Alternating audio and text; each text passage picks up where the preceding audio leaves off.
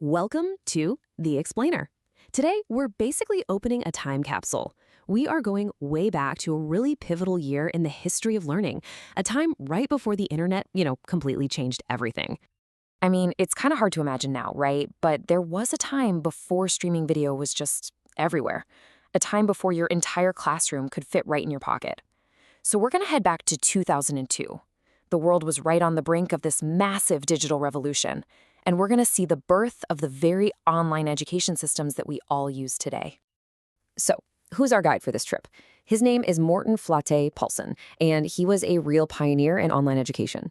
We're going to be drawing from his personal chronicles, basically his diary of a year he spent traveling the globe, just observing, analyzing, and really shaping the future of learning.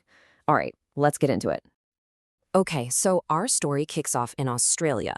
Paulsen is there with a group of Scandinavian educators on this traveling seminar.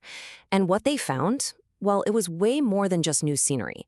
It was a completely different philosophy of what education even is. And this was the first real culture shock for them. See, for the Scandinavians, education was seen as a social good, right? A public service.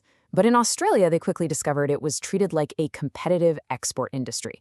It was a product to be marketed and sold on the global stage. Totally different mindset. And this whole idea was captured perfectly after one meeting. A university official was super eager to propose this dual degree program. And later, Paulsen was at happy hour, where he accidentally ended up with 2 drinks. And it just clicked. He jokingly came up with this slogan for his imaginary happy hour university. And yeah, it was a funny line, but it absolutely nailed the market-driven approach he was seeing everywhere. Now here's where it gets really interesting. It's kind of a historical near miss. Just a few months after Paulsen's tour, on August 20th, 2002, a developer in Perth named Martin Duguiamis released Moodle 1.0. You've probably heard of Moodle, right? A free open-source platform that would go on to power millions of online courses all over the world. And it was born right there in Australia while all these debates were happening. Small world. Okay, so let's hop over to Europe and see how this story builds. Because over there, the landscape for learning tech wasn't just one single market. It was more like a mosaic of all these different approaches and systems, and each one had its own local flavor. And a trip to Iceland with his son gives us this perfect little snapshot of the technology of the era. I mean, forget instant streaming. The hot P2P service was LimeWire. And if you remember LimeWire, downloading a single music album was an exercise in pure patience. It could literally take hours, sometimes days, on the bandwidth we had back then. Wild.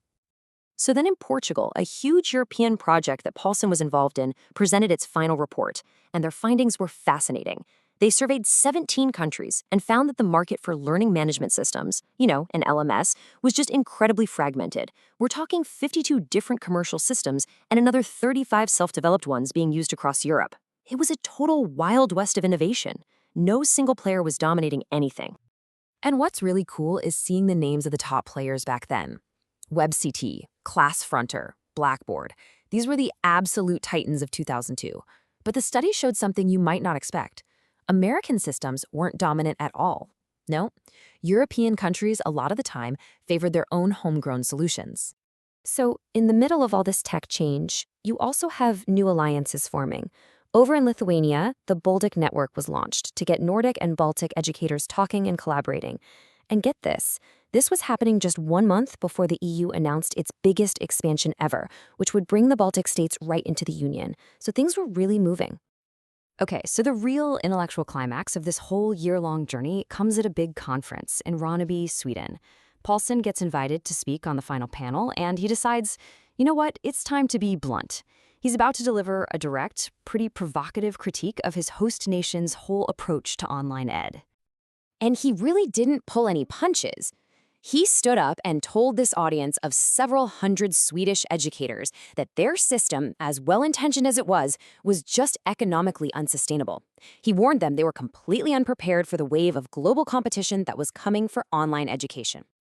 So his whole point really boiled down to 2 core problems. First up, cost effectiveness. The Swedish government was funding online courses at 3 times the rate of on-campus ones. He called it lavish overspending. Then, the second problem was tuition fees. Because they didn't let universities charge for continuing education, they were basically removing the main economic reason for schools to innovate and compete. There was no incentive. And His prediction was pretty stark. He said, look, once this special government money runs out, most of these new online courses are just going to disappear. Poof. He argued that for the system to actually survive and thrive, it had to be built on a sustainable economic model. And that meant, yeah, allowing students to pay for their courses. All right, so as 2002 wrapped up, the year wasn't just about these big ideas and conferences. There were also these small, almost unnoticed tech shifts happening. Little things that were planting the seeds for the world we're all living in today. So in December, Paulsen buys a Mustech Mini 2. It was a camera so tiny and cheap that he actually predicted they'd soon just be built right into mobile phones. And he was right. Anyway, he's sitting at his office desk, he points it at himself, and he takes a picture, his very first digital selfie.